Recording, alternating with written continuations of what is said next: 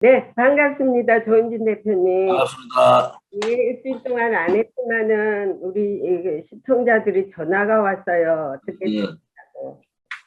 조은진 대표님하고 저하고 토크쇼를 무척 기다리더라고요. 미국에 뭐 문재인이 왔다 가서 뭐 유엔 연설하고 이래서 좀 바쁘셨겠어요. 네, 그 이야기부터 먼저 합시다. 그 문재인이가 그 눈치도 없이 유엔에 왜 기어와가지고 종전선언을 하고 갔는데, 그 솔직히 말해서 이번 유엔 총회에는 일본도 안 왔고 중국도 안 왔고 많이 안 왔습니다. 문재인이만 기어와가지고는 애들 데리고 와가지고는 주책 없이 종전선언을 하고 갔거든요. 그 문재인이 이거 어떻게 했으면 좋겠습니까? 이번에 그 종전선언을 한 데 대해서 그 한국의 반응은 어떻습니까? 그냥 썩소죠, 썩소. 어? 미소를 짓는데 참 끄림칙한, 저 뭐 도대체 정신 상태가 어떤가. 그 연변 원자로 관련해서 재가동했다는 기사 때문에 IAEA 사무총장이 난리가 났지 않습니까? 그 크루즈 미사일, 신형 탄도 미사일 뭐 계속 쏴대고 명중했다 해서 일본이 발칵 뒤집어지고, 또 그런 상태에서 대한민국 정부는 한마디 거기에 대한 논평을 못하고 있고, 또 지나가서는 우리가 예의주시하고 있다 뒷북만 치고 있잖아요. 네. 기본적인 미국과의 정보 교류가 이제 끊긴 거 아니냐, 뭐 이렇게 보는 입장입니다. 그리고 한국의 언론도 굉장히 냉담하다. 왜 북한의 그런 부분에 대해서 했는가. 그래서 저는 그러자마자 북한 외교부에서는 헛소리 하지 마라 이랬다가 불과 7시간 만에 뒤집었어요. 김여정이가. 네. 김여정이가 뒤집어서 긍정적인 내용이다 이렇게 얘기를 하고, 또 그 다음 날은 뭐 정상회담까지 자기들이 폭파했는 연락사무소도 새롭게 설치하고 뭐 정상회담까지를 얘기했단 말이에요. 결국은 이번 그 종전선언의 목적은 네. 국내용이다. 그래서 북한한테 어떤 시그널을 주느냐. 이번 대통령 선거가 굉장히 좌파 독재에 대한 평가가 냉정하고, 자기들이 정권 재창출을 하려는 힘보다는 정권 교체의 힘이 더 세지고 있다. 그런 입장에서 북풍을 이용하고 싶지 않겠습니까? 그래서 이 종전선언도 상당히 계산된 국내 정치용이다 이렇게 보는 거예요. 왜냐하면 해외에서 종전선언 얘기를 하니까 다들 웃잖아요. 뭐 네. 반응 자체가 저 사람 좀 이상한 사람이다 이래 반응할 거 아닙니까? 근데 우리 이제 국민들은 잘 판단을 해야 되는 게, 정권 말년에 노무현 때도 정권 말년에 북한 가가지고 정상회담 했잖아요. 네. 이건 똑같은 상황이에요. 똑같은 상황으로 아마 이번에는 김정은이가 깜짝 뭐 2월 달쯤에 뭐 제주도를 방문한다든지 그런 가능성이 상당히 높다. 왜냐하면은 중국 올림픽에서 뭐 서로 만나가 얘기한다는 것은 여러 가지 그 동계올림픽의 상황에서 여러 가지 중국 정부도 별로 원치 않는 그런 상황이 있을 겁니다. 왜냐하면 동계올림픽 자체가 그런 정치적으로 몰려버릴 가능성이 있었기 때문에. 그래서 제 생각에는 3월 9일 날이 대통령 선거인데 한 달 전쯤에 이 제주도 깜짝 방문이라든지 이런 정상회담 쇼를 또 할 가능성이 있고, 우리 국민들은 종전선언 하면은 이제 평화가 온다 이렇게 선전들을 해대니까 또 거기에 속는 국민들도 있단 말이에요. 지금 좌파들이 정권을 재창출하겠다고 하는 것은 뭐 한 5% 가지고 왔다 갔다 하고 있단 말이에요. 결국은 박빙 1%, 2% 싸움일 텐데, 그런 것을 뭐 문재인 정권이 이용 안 하겠느냐, 충분히 이용할 가능성이 있고, 거기에 뭐 박지원이라는 사람이 국정원장인데 좀 시끄럽잖아요. 네. 그런데 아무튼 자기도 뭔가를 좀 실적을 올려야 된다는 생각이 있을 거예요. 이번 대선에 공을 세워야 된다는 그런 입장도 가지고 있을 겁니다. 그래서 좌파들이 할 수 있는 그 국민 여론 조성은 정상회담이다. 그래서 정상회담을 위해서 두 가지가 있는 거죠. 한중 정상회담하고 그 북한 김정은하고의 정상회담 하겠다 이런 거 아닙니까? 그래서 이번에 정의용이가 그 완전히 미국 가가지고 반미 발언을 했지 않습니까? 그런 부분에 대해서는 용서가 안 되는 거죠. 이 또 공산주의 세력들하고 한국 정치 그 대통령 선거에 북풍 공작을 하는 아주 준비된 발언이다. 이번에 그 종전선언이라는 것이 그렇게 맞습니다. 봅니다. 맞습니다. 그거 계획된 거고요. 어제도 제가 이제 국무성에 이제 그런 질문을 또 했습니다. 그리고 제가 기사도 썼지만은요. 이미 미국의 분석가들은 이게 저기 왕위가 왔다 간 후로 벌써 이미 다 손발이 맞았고 북한이 동시에 왕위가 왔을 때 미사일을 쏜 이유도 다 알았고 했기 때문에 이거는 문재인이가 지 혼자 나 홀로 유엔에 와서 하는 소리는 이미 왕이랑 다 짜가지고 와서 이 종전선언을 할 거다라는 그 암호명까지 나왔더라고요. 시그널이란 거. 이게 그런 시그널을 딱 주면은 김여정이가 받았지 않습니까? 그죠? 그리고 북한 외교 라인들은 자기들이 지금까지 지켜왔던 그 반 문재인 정서에 그렇게 했는데 김여정이가 7시 만에 뒤집은 것은 아무튼 그 외교 라인들은 이 문재인 정권 그다음에 중국 이 북한 수뇌부들의 그런 그 시그널을 잘 몰랐던 거고 그래서 뭐 지금 뭐 제가 예측했던 대로 제가 벌써 북풍을 이용한다 선거에 그것이 아무튼 남북 간의 정상회담을 하든 혹은 한중 정상회담을 하든 뭐 그것은 두 가지 다 할 가능성이 높다 이래 보는 거죠. 그게 이제 미국에서는 그거 완전히 이그노를 해버리고 우리는 완전한 비핵화로 간다. 그걸 계속 강조하더라고요. 근데 이제 문재인만이 지금 망부석이 돼가지고 완전 제주도 망부석이 딱 돼가지고 거기에 딱 꽂혀가지고는 이 사람이 헤어날지 몰라요. 문재인의 머리는 아마 해부 대상이 될 것 같아. 해부에. 근데 문재인은 그렇게 얘기를 하지만은 우리가 이제 좌파들을 이렇게 가볍게 봐서는 안 되는 이유가 도발이 아니고 준비된 발언을 한 거다. 그리고 그 발언이 북한으로부터 긍정적인 신호를 받고 그 긍정적인 신호를 가지고 이제 정상회담을 끄집어내서 또 평화쇼를 하겠다는 거 아니겠습니까? 그래서 저는 뭐 예측했던 부분인데 이거에 대한 이제 야권, 특히 국민의힘의 대처가 없다는 거예요. 그래서 이런 부분에 대해서 미리 선제적으로 정상회담, 한중 정상회담이나 김정은과의 만남 자체가 국내 정치에 미칠 영향은 지난번 우리 총선이나 지방선거 때 봤지 않습니까? 그래서 이 부분에 대해서는 강력하게 입장을 내야 되고 그런데도 뭐 전혀 입장을 내지 않고 있지 않습니까? 우리 공화당은 신문에다가 광고를 냈어요. 신문에다가 정의용의 망언 이것은 반역행위다. 뭐 정의용이가 그래 얘기한 거 아닙니까? 뭐 반중블록은 냉정 사고고 20년 전이 아니다 이렇게 발언했는데 반중블록은 우리 공화당의 정책이거든요. 반공산주의 블록, 반중블록, 또 다시 말하면은 자유우파 블록 이런 그 지금 코드라는 게 그런 거 아니겠어요? 그런 블록 형성이 필요하다 이렇게 보는 건데 정역이 미국의 심장에 가가지고 반중블록은 뭐 냉전사고다 이렇게 말하는 걸 보면은 그들이 지금 바라는 것은 바깥에 뭐 미국이나 이런 데 신경 쓰지 않고 이번 정권 교체에 찬물을 끼얹고 평화쇼를 통해서 다시 정권을 잡겠다라는 거기에 꽂혀 있는 겁니다. 그것을 야당이 제대로 꿰뚫고 저는 몇 달 전부터 이미 북풍 공작한다 이런 말씀을 드렸는데 그것이 이번에 유엔 가가지고 뭐 유엔 갈 일도 없는데 유엔 가가지고 유엔 가서 BTS 또 들고 와가지고 쇼하잖아요.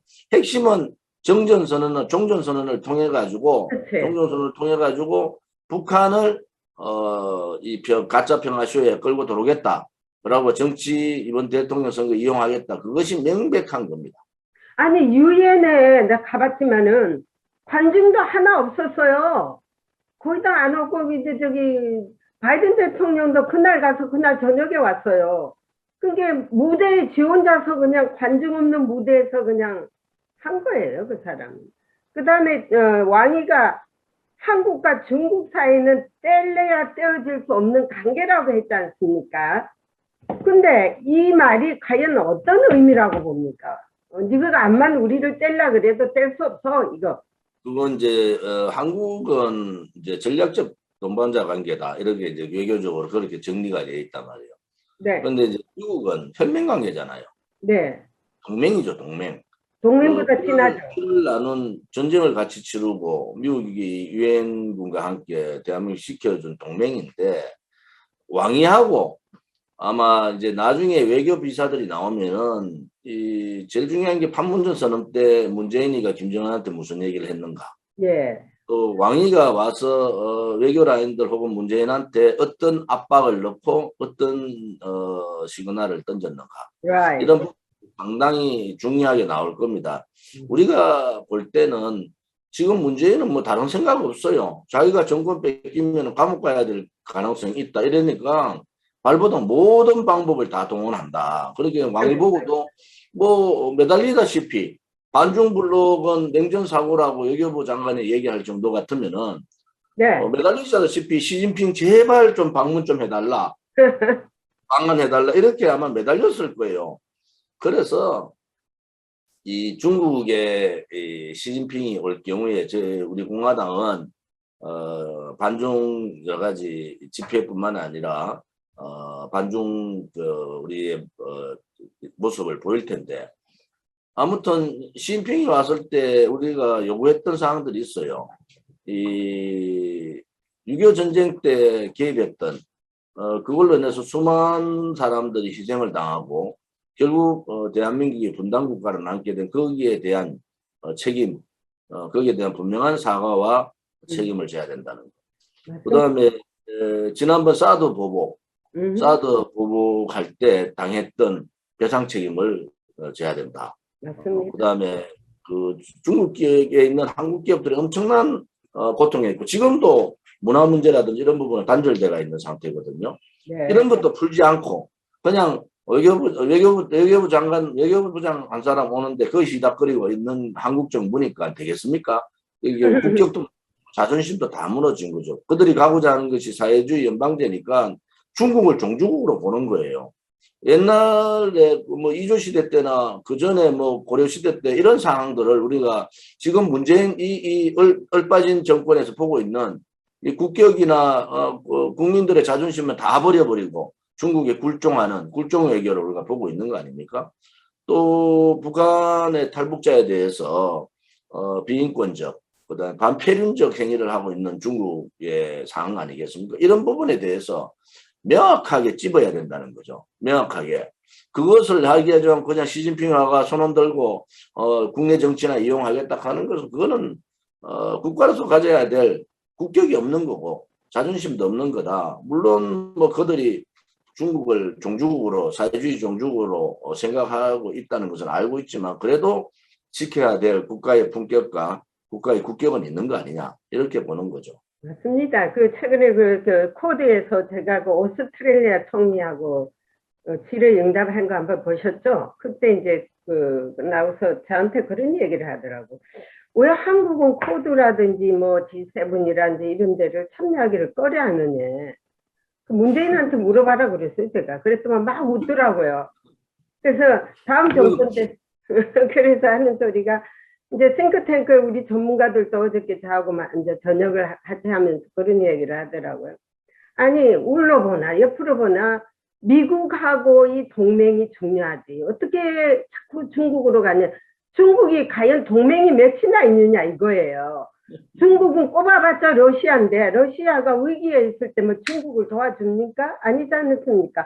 동맹이라 하는 것은 위기에 처했을 때 힘을 합해서 도와줘야 되는데 러시아하고 중국은 동맹이 아니에요.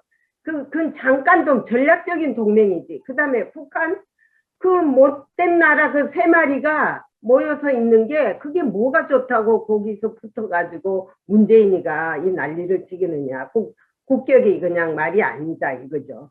자, 그러면은 이번에 그 쿼드 문제 보면은 음, 쿼드 이제 미국, 일본, 호주, 인도 예, 이렇게 쿼드 당사자들이 앉아서 이제 동북아 인도 태평양 지역에 대한 안보 문제를 중점적으로 다루고 북한의 핵 문제 또 지금 하고 있는 코로나 백신 그 수급 문제 이런 문제를 다루는 걸 보면서 저 자리에 분명하게 한국이 앉아 있어야 되잖아요. 예. 문재인 사회주의 정권이 아니면은 분명히 저 자리에 한국이 앉아 있어야 되고, 그래서 반중 블록의 그 가장 최전선에 한국이 있는 거 아니겠습니까? 네, 그런데 그 자리에 한국이 없이 뭐 백신 구하러 뭐 누구누구 뭐 대표를 만나고 이런 기사를 낸다는 것 자체도 웃기는 얘기고요. 예. 그래서 빨리 이 문재인 정권이 무너져야 된다. 잘못하면요. 한미 동맹이 아니고 이 사회주의 동맹으로 갈 가능성이 대단히 높단 말이에요. 입니다. 그러면은 저는 뭐 대한민국이 제2의 아프가니스탄이 될 가능성이 높다 이래 보고 그들이 계속 지속적으로 얘기하는 게 종전선언 그다음에 뭐 전작권 해수 그러고 주한미군 철수. 문재인이 이번에 돌아와서 종전선언하고 주한미군 철수는 전혀 상관이 없다 이렇게 얘기를 해요. 말도 안 되는 소리야. 수순이 있다는 것은 대한민국 국민은 다 알고 있잖아요. 예, 종전선언에 평화쇼를 하면은 유엔 지금 주한미군이 유엔의 그 결의에 의해서 주한미군이 지금 주둔하고 있는 거 아닙니까?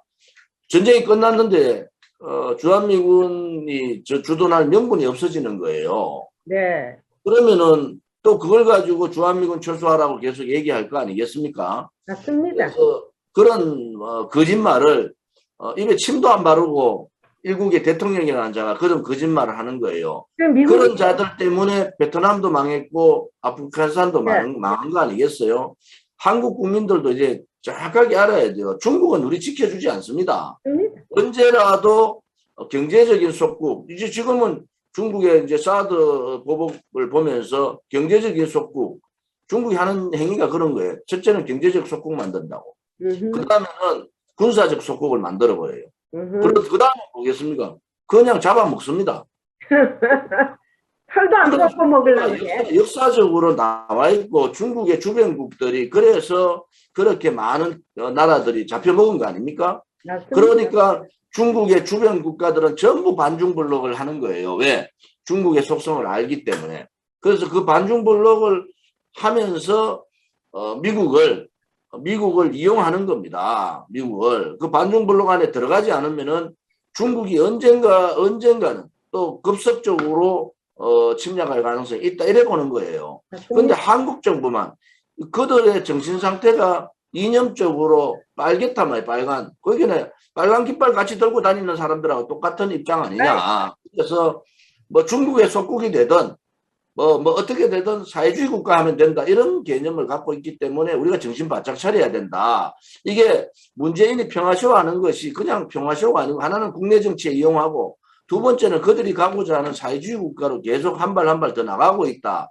이런 생각을 해야 되고 제가 지난번에 얘기했지만 J코드에는 무조건 대한민국이 들어가야 된다. 맞습니다. 대한민국이.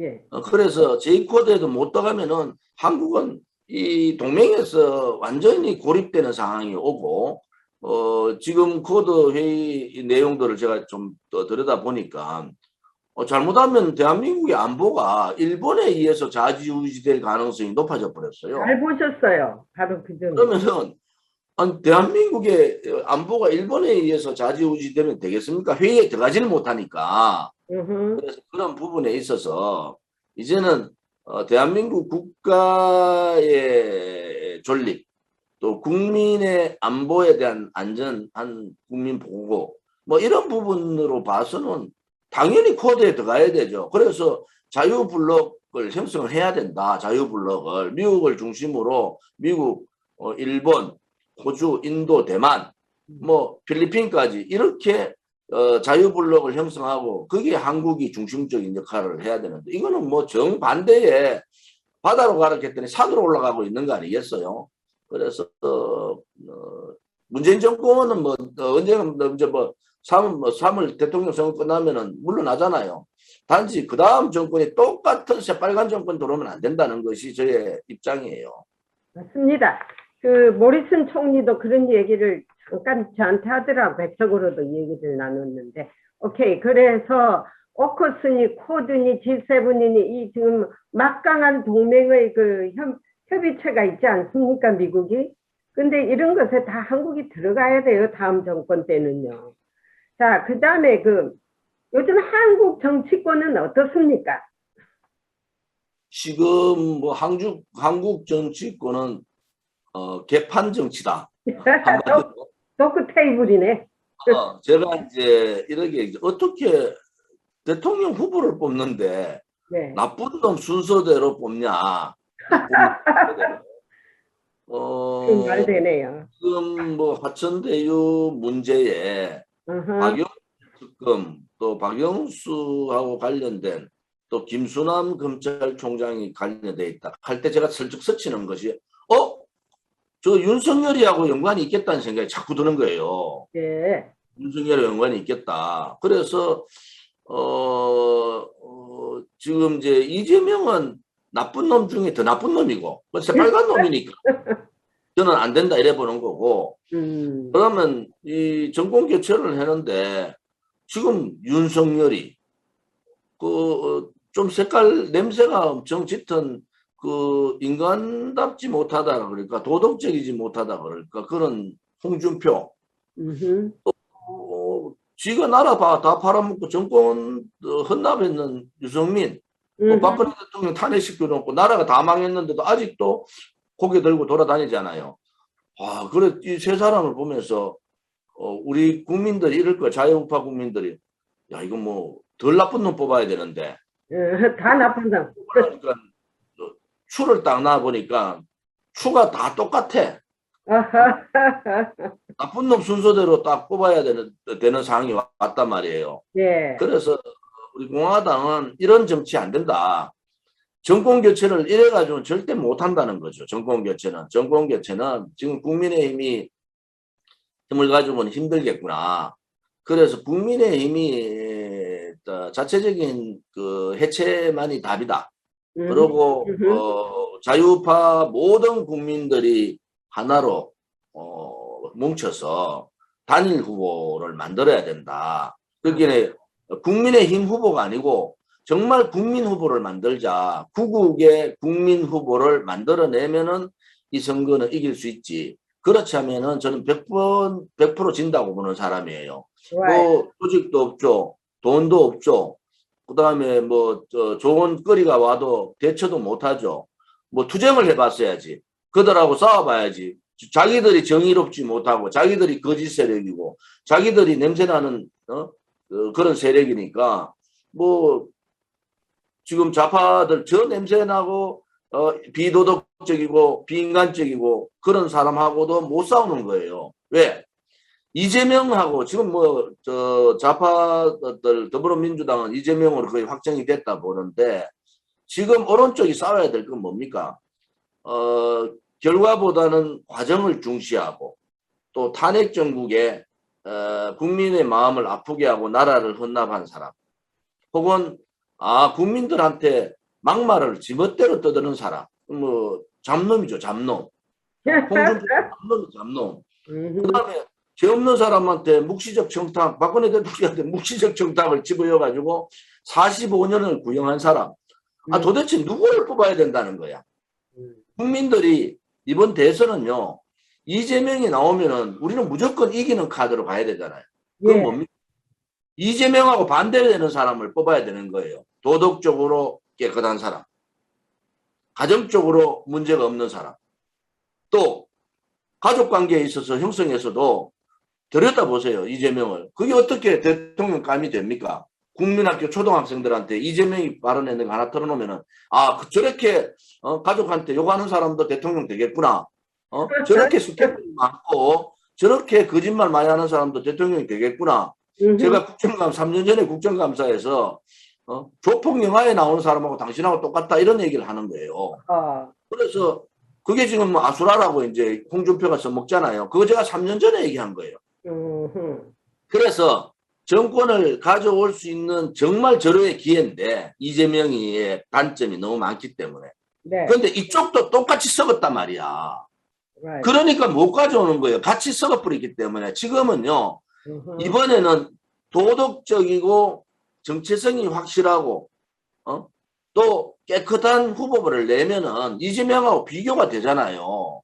그러면 이길 수가 있는데 아니 이쪽도 절차와 과정도 무시하고 나라를 좌파들한테 넘겨버리고 아무 생각도 없이 지시하고 싶은 얘기 해버리고 뭐 조국이 그 압박받듯이 그렇게 조국 수홍이나 해갖고 말이야. 그런 사람들이 국회 대통령 후보가 되면은 비교 대상이 왜? 다 나쁜 놈들인데. 그냥 나쁜 놈들끼리 정권 교체를 하겠다 이거밖에 더 되겠습니까? 이번 정권 교체는 좌파들이 나라를 망쳤다. 나라를 자유민주 체제도 침탈되고 자유시장 경제도 침탈되고 또 역사도 뒤바꾸고 엄청난 악법들을 만들어낸 소위 말하는 태어나서는 자유민주주의 태어나서는 안 되는 반동 세력들이잖아요. 네. 그러면은 그 반동 세력들하고 싸울 수 있는 대통령 후보는 이 반동 세력하고 전면전을 할 수 있는 도덕성을 갖춰야 되는 거예요. 맞습니다. 국가에 대한 정체성도 확실해야 돼요. 그래야지 이길 수 있고 그래야지 국민들이 손에 손잡고 그러한 대통령을 뽑으러 투표장에 갈 거 아닙니까? 지금은 앞으로 보세요. 더 이제 많은 비리들이 더 터질 텐데 그래서 저희들이 걱정하는 거예요. 우리 공화당은 이번에 정말 정치혁명을 할 수 있는 절호의 기회다. 정권 교체를 하면서 정치 교체 같이 하자. 그럼 그 정치 교체는 뭡니까? 청렴한 대한민국을 청렴한 나라로 만들자.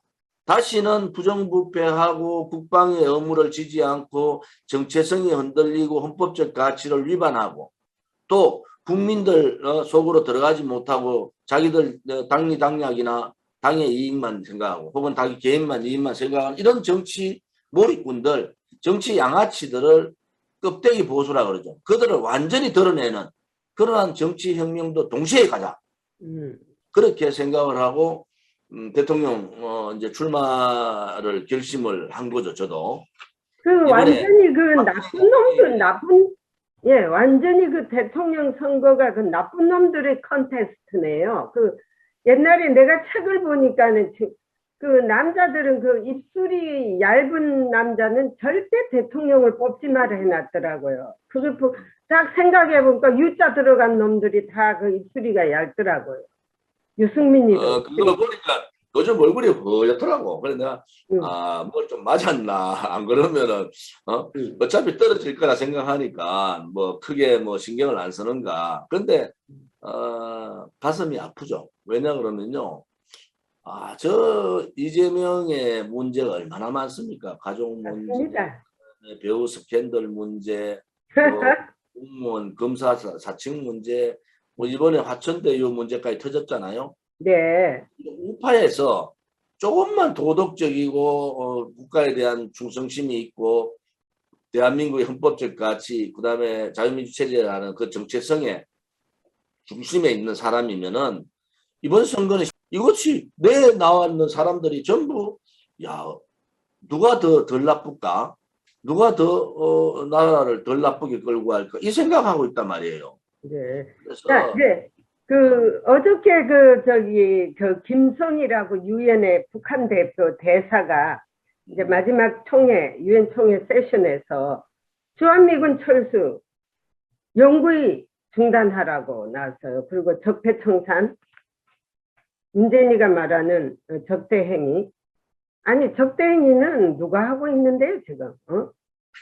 똥낀 놈이 똥 싸는 소리 지가 하면서 다 하거든. 지가 핵 개발 다 하고 대량살살 무기 다 하면서 한국은 하지 말라고 말도 안 되는 소리 하고 있어요. 어제도 미사일 샀어요. 예, 그거 이제 지금 오늘 그 국무성도 이제 이야기를 하던데 이게 이제 탄도미사일이냐 아니냐를 이제 신형 초음속으로 나왔다고 그러네요. 근데 이제 미국은 아예 이제 그 뭐라 그럴까, 싼 거에 대해서 그 관심을 안 둬요. 두지 말자는 거죠.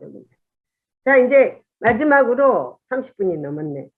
만약에 우리 조 대표님께서 대통령이 된다면 외교 안보에 어떤 구상을 하고 있습니까? 한국. 지금 대한민국이 지금까지 이렇게 급속적인 경제 성장을 하고 네. 또 전 세계의 국방력을 포함해서 경제를 하면 10위권 나라가 됐는데 네. 그 한미 동맹의 영향이 굉장히 큽니다.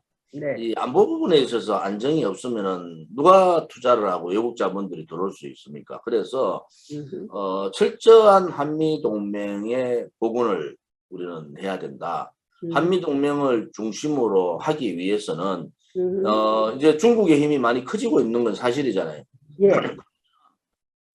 반중 블록, 쉽게 말해 반공산주의 블록을 형성을 하고 이 한미 동맹과 한미일 삼국 연대 또 쿼드와 같은 반중 블록 이러한 안보에 대한 확고부동한 중심을 가져야지 대한민국이 세계 7위권, 5위권으로 갈 수 있는 기반이 갖춰진다. 그것이 첫 번째 외교고요.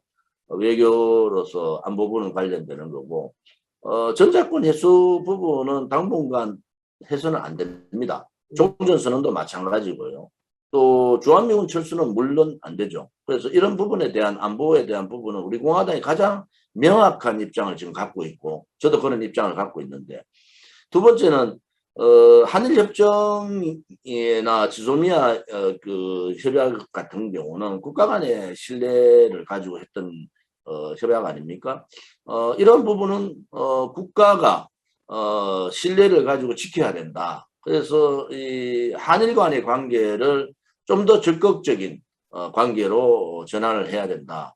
한일 관계의 과거 부분에 대한 일본의 분명한 입장 사과가 분명하게 있어야 되는 것은 전제로 하고 Right. 이제 일본과의 관계도 좀 더 발전적인 그러한 안보 부분 또 경제 부분 또 여러 가지 일본과 해야 될 여러 가지 사항들이 많거든요.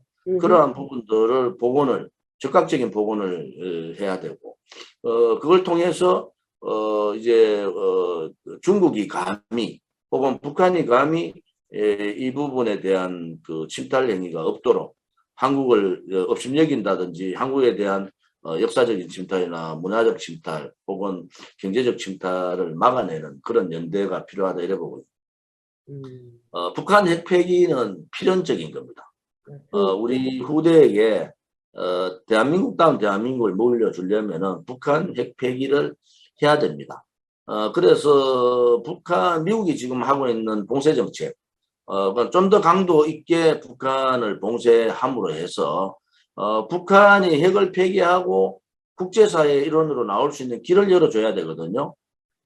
북한에 있는 그 2,500만 북한 주민들이 무슨 죄가 있습니까?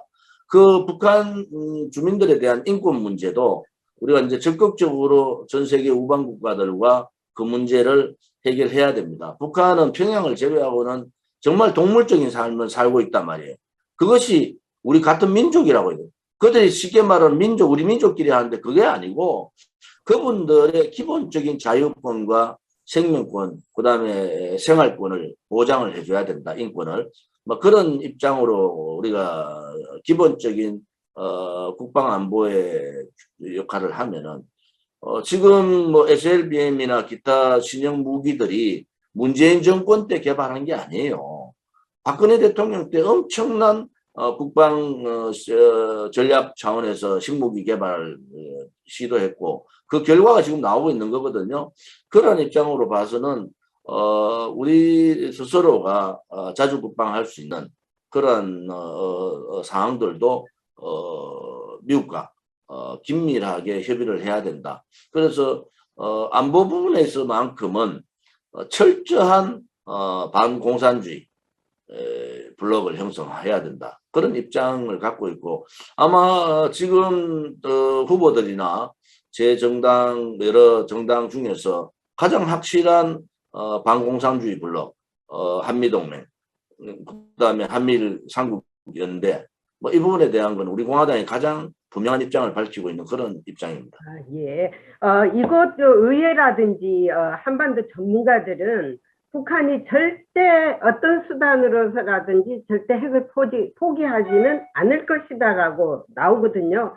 그러면 만약에 우리 조 대표님이 대통령이 된다고 가정을 하면서 북한이 만약에 핵을 포기하지 않는다면 한국도 핵무장을 할 것이라고 생각하십니까?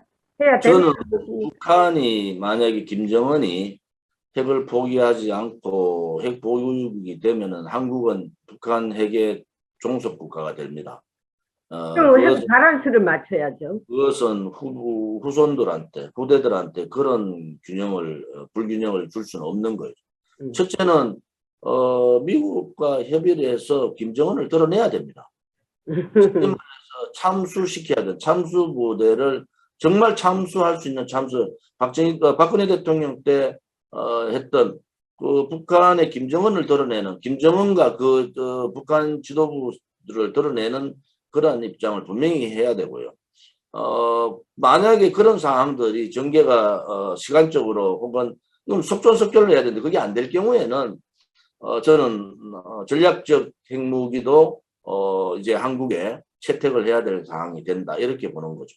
그 최근에 미국의 그 티크 나이프 공수 훈련이라고 몰래 한국에서 했지 않습니까?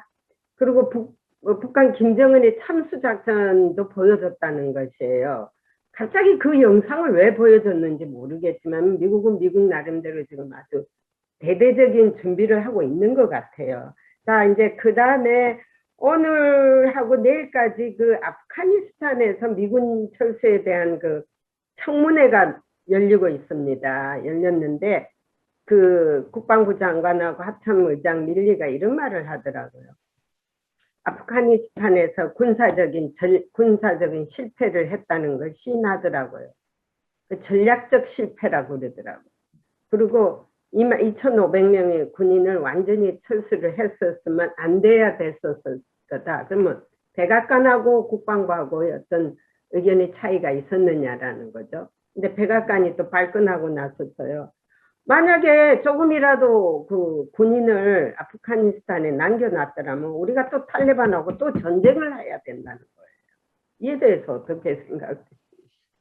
미국 자국의 이익을 미국은 보고 있는 거 아니겠어요? 네. 자국민들이 희생되면서까지 다른 나라를 지켜주지는 않는다는 거예요. 맞습니다. 한국 국민들이 그걸 알아야 되는 거예요. 네네. 한국 국민들이 이런 얘기를 해요. 미국은 절대로 철수 안 한다. 뭐 하원에서 버텨주지 않느냐.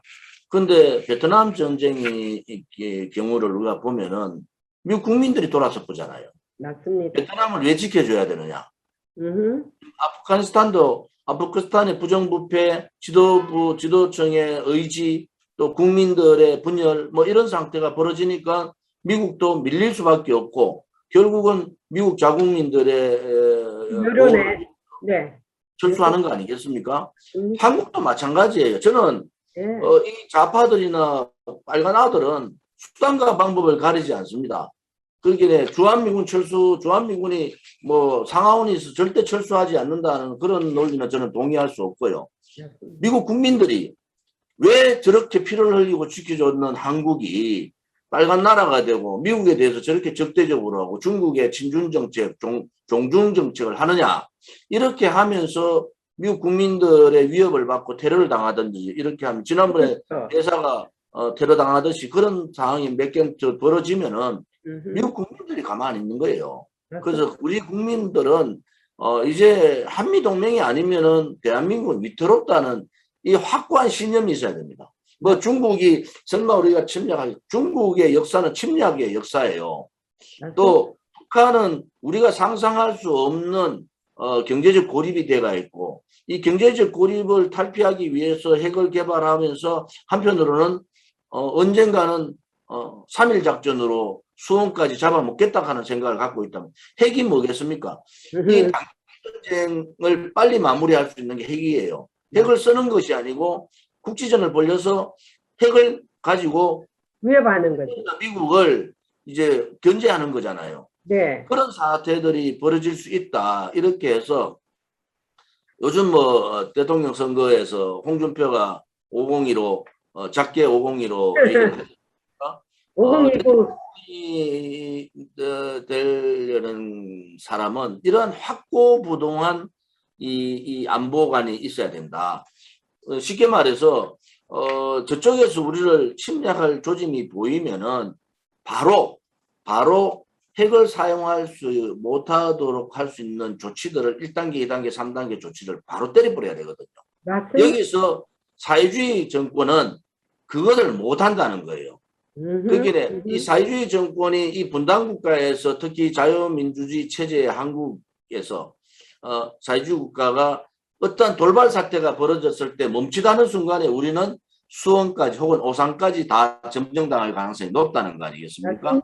그래서 아무튼 그러한 북한에 의한 도발에 따른 501호 작계에 대한 부분하고 북한 내부의 소요, 북한 내부의 예를 들어 쿠데타라든지 봉기에 의한 김정은 정권의 들어온 상황이 오면은 거기에 따른 5030, 5028 뭐 이런 5029.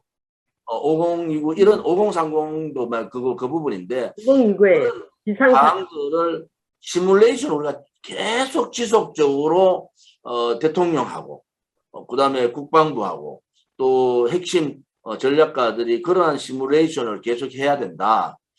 그렇지 않으면은요, 이거는 단기 싸움에 10분만 늦어도 우리는 정말 돌이킬 수 없는 사태가 벌어질 수 있다. 그래서 그런 부분들은 하려면은 결단력이 있어야 되고 네. 확실한 이 판단력이 있어야 돼요. 어떠한 전쟁 사태라든지 북한의 돌발 사태가 일어났다든지 혹은 국내에서 어떤 사태가 벌어졌을 때 거기에 대한 대통령의 확고부동한 정체성이 있어야지 이거를 대처할 수 있는데 지금 사회주의 국가, 사회주의 정권, 이 좌파 독재 정권은 그러한 정체성이 없기 때문에 결단을 못하는 거예요. 그러면은 국가는 뭐가 됩니까? 그야말로 북한의 혹은 중국의 침략을 막아낼 수 없다 이렇게 보는 거죠. 제가 지난주에 한국 청문회를 잠깐 봤어요. 그 청문회에서 신원식 의원이 총리한테 502 작게 5019, 502에 대해서 묻는데 대한민국 총리라는 자도 작게가 뭔지, 작게 5015가 뭔지, 5029가 뭔지도 모르고 총리를 하고 있으니 이게 어떻게 믿을 만한 나라입니까? 이게 그리고 국무총리는 대통령이 이곳이 국무총리가 그렇죠. 대통령이 대리잖아요. 여기로 말하면 부통령이죠. 언제라도 대통령의 유고 사항을 대비를 해야 되는 거예요. 예. 만약에 대통령이 유고됐을 때 대통령 권한 대행을 넘어가는 그 과정이 북한의 침략이 가장 올 수 있는 북한으로 봐서 절호의 기회를 잃어보는 거예요. 그러면은 이 작게 5015, 5030, 5029, 5028, 5027 이러한 부분들에 대한 매뉴얼을 머릿속에 다 갖고 있어야 되잖아요. 근데 총리가 그걸 가지고 있지 못한다 하는 것은 이 분단국가에서 뭐 운동권 출신 총리인지 그렇지 않으면 머리가 나쁜 건지 심각한 문제다 이래 보는 거죠. 근데 자키가 너무 많으니까 복잡하지만 딱 두 개만 알고 있어도 됩니다. 5015하고 5029 이것도 모르는데 무슨 놈의 총리를 하고 있어요. 그러니까 북한을 초토화시키는 5015 예. 전쟁에서 그다음에 유사시 북한이 유사시에 하는 5029 5030 뭐 이런 부분들을 정리를 하면은 되는 거죠. 그리고 미국과 이 부분에 대해서 시뮬레이션을 하고 아니 윤석열이는 미국하고 협의를 할 것이라는데 이미 5029 실현이 됐을 때는 미국하고 이미 협의가 돼서 한 건데 가다가 봉창 소리는 소리 하고 있더라고요. 한미사령부가 있잖아요. 예. 그러면은 여기에 벌써 그 상황들은 벌써 전쟁에 돌입한 상태이기 때문에 맞습니다.